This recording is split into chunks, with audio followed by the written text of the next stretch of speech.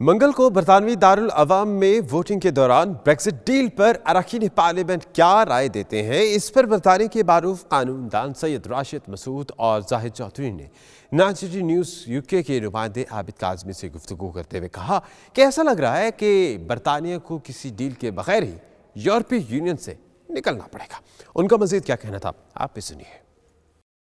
जो मेरी ओपिनियन है एज अ लॉयर वो ये है कि देखें, अब ये बहुत कॉम्प्लेक्स सिचुएशन जो है वो क्रिएट हो चुकी है। अब जब कल पार्लियामेंट के अंदर जो वोट हो रहा है और मोस्ट लाइकली ये है कि थेरेसा मे जो हमारे प्राइम मिनिस्टर है उसकी जो डील है उसको पार्लियामेंट जो है वो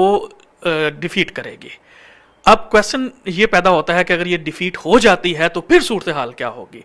अगर डिफीट हो जाती है तो इसका मतलब ये है कि जो ब्रेक्सिट है वो नो डील ब्रेक्सिट होगा, यानी ब्रेक्सिट तो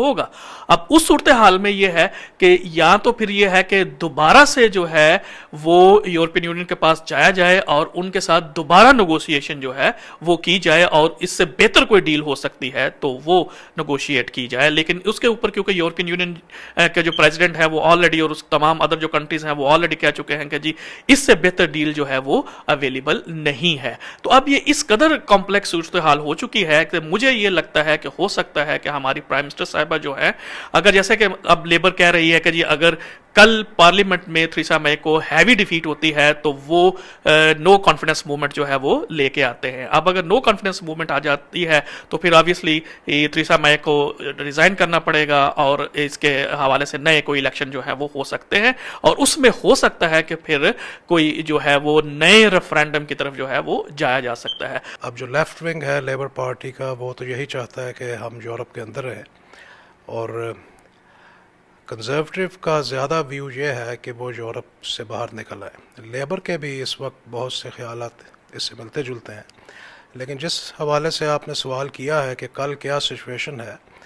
उसमें यह है कि बहुत ज़्यादा चांसेस ऐसे हैं कि इस पे जो एमपीज़ हैं वो अक्सरियत से थेरेसा मे का जो इस वक्त ओपिनियन है उससे इख्तलाफ करेंगे। और आम फहम बात यह है कि इस वक्त पोजीशन ये है कि अवाम की राय ज़्यादा इसी हक़ में है कि यूरोप के अंदर रहा जाए और इस वजह से लाइकली है कि एक नया इलेक्शन भी हो जाए और ये भी मुमकिन है कि एक नया रेफरेंडम हो जाए इसी के ऊपर कि जो चीज़ पहले वह हम नहीं समझ सकी थी